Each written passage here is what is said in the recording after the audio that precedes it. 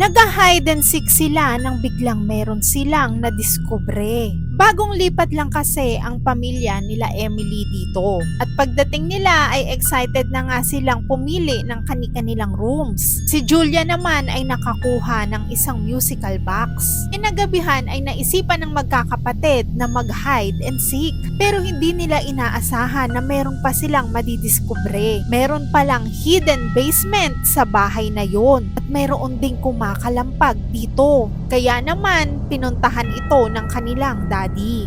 Kakita sila doon ng mga lumang gamit kasama na rin ang lumang piano. Nakita nung mami nila na yung orasan ay tumigil sa 3:07. Pero inisip niya na baka naubusan lang ito ng battery.